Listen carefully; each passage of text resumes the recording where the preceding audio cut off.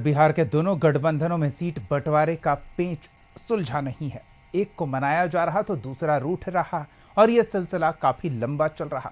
नामांकन चल रहा और टिकट की उम्मीद लगाए नेताओं की धड़कनें तेज हो रही है। वहीं बैठकों और मुलाकातों का दौर भी जारी है और सामने वाले को चुनौती भी दी जा रही है। देखिए दिन भर क्या हलचल रही। अक्टूबर को जब मीटिंग के बाद चिराग पासवान और नित्यानंद राय मुस्कुराते हुए निकले, तब मान लिया गया कि एनडीए में सीट बंटवारे का विवाद सुलझ गया है। लेकिन 24 घंटे भी नहीं बीते कि गठबंधन के एक और नेता उपेंद्र कुशवाहा ने सोशल मीडिया पोस्ट से सियासी हलचल बढ़ा दी। उपेंद्र कुशवाहा ने लिखा, इधर उधर की खबरों पर मत जाइए, वार्ता अभी पूरी नहीं हुई है, इंतजार कीजिए। मीडिया में कैसे खबर चल रही है मुझको नहीं पता। अगर कोई खबर प्लांट कर रहा है तो यह छल है, धोखा है। आप लोग ऐसे ही सजग रहिए। इसके बाद उपेंद्र कुशवाहा दिल्ली के लिए रवाना हुए और अपनी बात दोहरा दी। सीटों पर बातचीत अभी अधूरी है।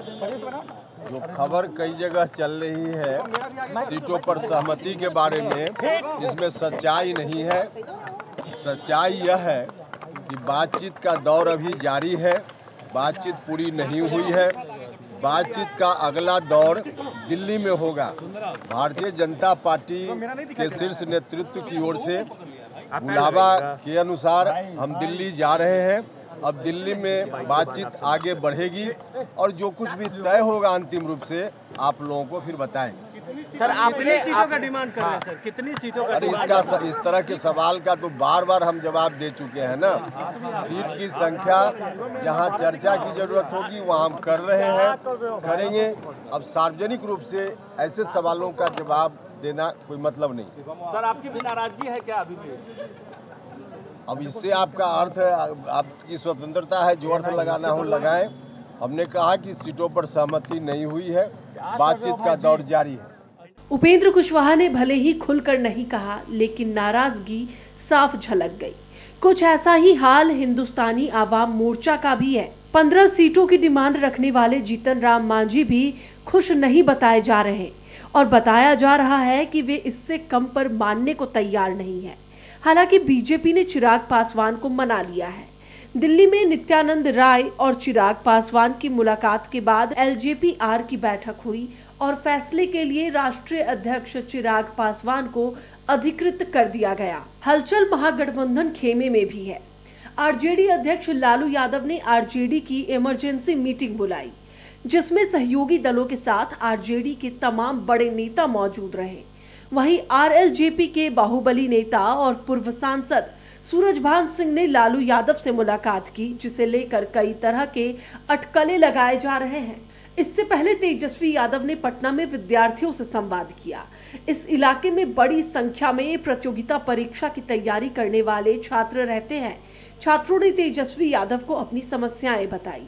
पेपर लीक का मामला हो, परीक्षा समय पर न होने की बात हो या परीक्षा में धांधली की बात, छात्रों ने अपनी समस्याएं तेजस्वी के सामने रखी और उन्होंने सरकार बनने के बाद सभी समस्याओं के निदान की बात कही। हमारे बिहारी भाई बहनों को दूसरे प्रदेश ना जाना हो, बल्कि नौकरी और रोजगार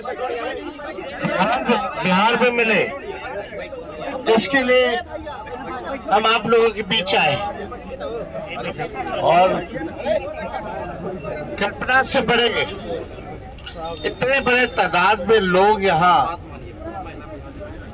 सुबह शाम बिना कोई जगह के सुबह 5 बजे से चलता है। आप सब लोग अलग अलग जिला के यहाँ लोग पढ़ने आए हैं। सुबह पता चला 5 बजे से लेकर 9 बजे तक।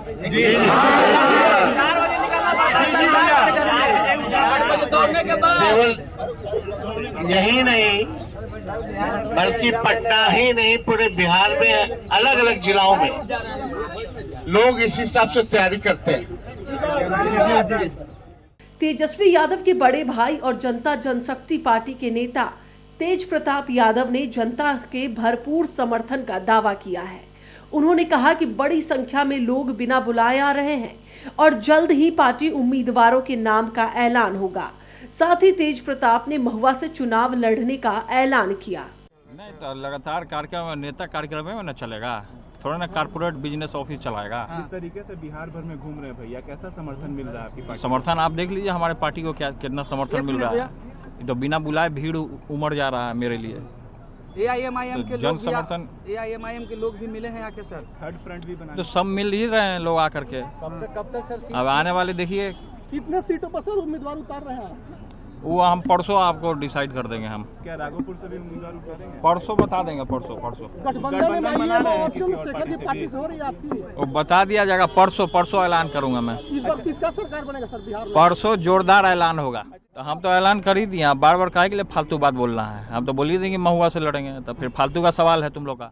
इधर जन सुराज के नेता प्रशांत किशोर ने कहा कि राघोपुर जाकर वहां की जनता की भावना को समझेंगे और फिर पार्टी में चर्चा होगी कि वहां से उम्मीदवार कौन होगा। राघोपुर सीट से ही तेजस्वी यादव विधायक है और फिर चुनाव लड़ेंगे।